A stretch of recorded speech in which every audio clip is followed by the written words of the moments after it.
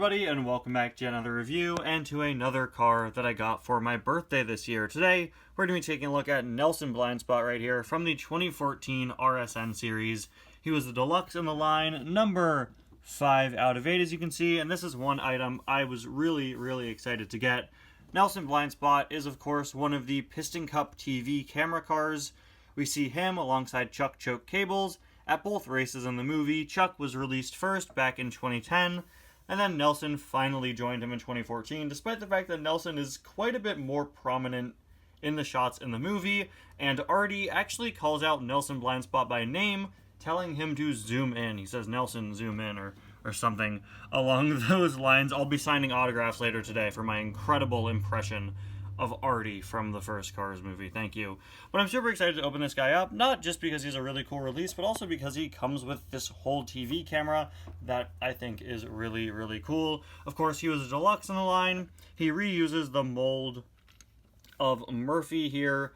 This mold is used for several different characters. This is my original 2010 Murphy, or 2009. I think it was 2010, right? So just so you know, yeah, he's broken. I bought a replacement for him in 2018 when he got re-released. But, yeah, these two guys are the same mold. Very similar to a lot of generic SUVs in the background of the first Cars movie. Nelson's artwork honestly seems a bit off to me.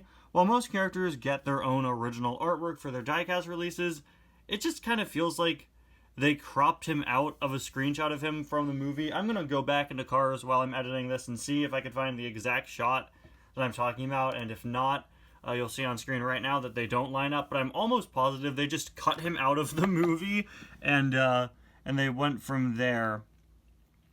You could even see, look at how weirdly done this artwork is. You could see fully through him. I think that that supports my theory. Yeah. Look at the shaping there. What is going on? You could just fully see a car through his wheel well there. Absolutely amazing. Of course, you can see the camera says Nelson on it, something carried over with the diecast, and we have this very nice LA Speedway background. 2014 was the only year they did this RSN series, and it was kind of a strange thing that went on and continued to exist in several different forms in a few different ways over the years. In 2015, we would instead receive a race fan series, a dedicated race fan series for Cars 1 race fans, and then we would also get several reporters in the Lost and Found series that year. And then in 2016, what they did was they did an LA Speedway themed series, which focused on both camera cars and race fans. And honestly, I think that's probably the best way to phrase it, to do an LA Speedway series, or if you're doing Cars from the beginning of the movie, a Motor Speedway of the South series, because calling all of this RSN, this series, which as you can see here encompassed both fans and camera cars, is a little strange. When the racing heats up, the enthusiastic play-by-play from RSN reporters brings another level of excitement to race day. They honestly could have saved the concept of this series with the description mentioning like fans appearing on camera, but nope. No, you can tell it's just describing camera cars. You of course have lightning swarmed by paparazzi cars there, RSN Racing Sports Network up at the top.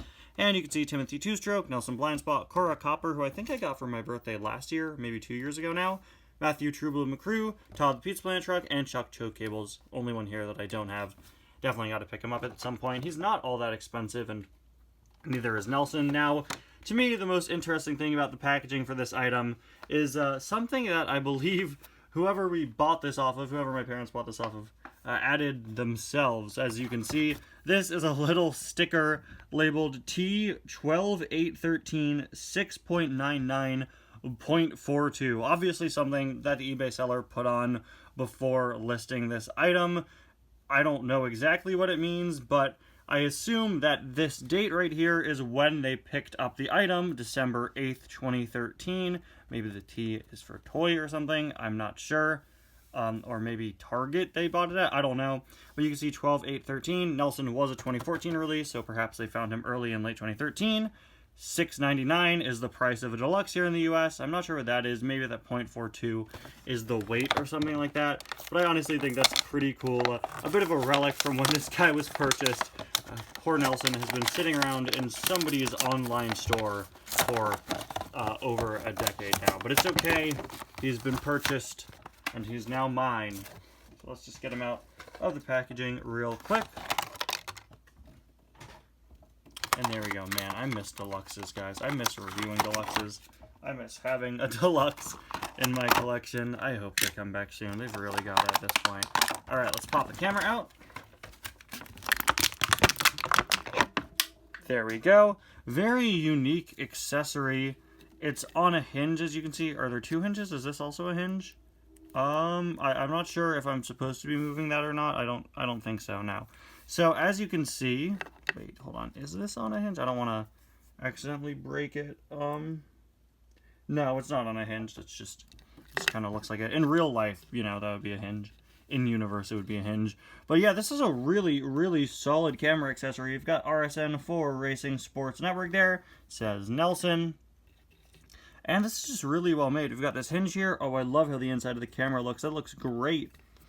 We've got the part for him to look down into. I do kind of wish it were angled a bit differently, but in the movie, Nelson is looking down, of course. So it does make perfect sense. As you can see, we have this part here, which is supposed to be the cord for the camera, which is such an unnecessary detail. I absolutely love that they went out of their way to include it. Assuming you're going to display Nelson like this, there was no reason at all to include the cord, unless it was just for stability reasons. But I think it's such a nice inclusion. Great attention to detail there with the inclusion of that cord. I would assume you're supposed to just kind of slip it under Nelson, right? Something like that. I think that looks about right. Let's check his artwork to see. And you actually can't really tell just going off of his artwork, but it certainly seems to be the case. It also looks like this is the exact same camera accessory that Chuck Choke Cables comes with, so pretty easy to angle him there. Again, you are just going to have a problem with the fact that if the camera's not pointing down, the part Nelson looks into is not going to line up with his eyes. So again, in the movie, he sits here kind of on the edge of the stadium and he looks down, so it makes perfect sense here. But if you're going to use the camera for other things, you do have to keep in mind that's going to be a little awkward. That's not going to really match up with the character's eye line all that often unless they're smaller than him. So if that were built on a hinge, that would be really nice. You know, that's just me, the series creator part of me talking. Some nice detailing over here though as well. Really well done accessory. That's just the series creator part of me talking, wishing that it could work for other characters or other scenarios, but for what it is, for representing the scenes Nelson is in, it's absolutely perfect. Now, Nelson himself may not be as interesting as the camera, but he still is a really nice guy to have for the collection. Of course, Murphy repaint, as I previously said. Really, really like that sort of dark silver color scheme. It's got a pretty great expression there, and the headset going on that wraps all the way around, so technically he is a different mold than Murphy, because they have to put in the holes to put the headset, blah, blah, blah, you know how it goes. Really well detailed. His license plate on the back reads, let's see, 419 TV. I assume, considering there's a TV pun in there, that was intentional and not the same as Murphy. Come on, and hey, not the same license plate. That's great. He's also just painted more than Murphy. You can see his handle on the back is painted separately, which is nice. I think both of these are pretty realistic. I've seen cars both with painted back handles and non-painted back handles. I think they both work, but from the standpoint of this being a toy car, I just think the painted handle looks a bit nicer, and it's honestly just kind of sculpted better. You know, it looks like it was sculpted to be painted separately, whereas here this part looks sculpted to be a part of the car. There's a look at the other side, and you can see how the headset kind of strangely hangs down off of him for some reason. And finally, there is a look at the base. Really nice item, one that, again, I'm super glad to have because of this really great camera accessory, and also Nelson himself. Anyway, guys, thank you all so much for watching. I'll see you guys next time. Bye now.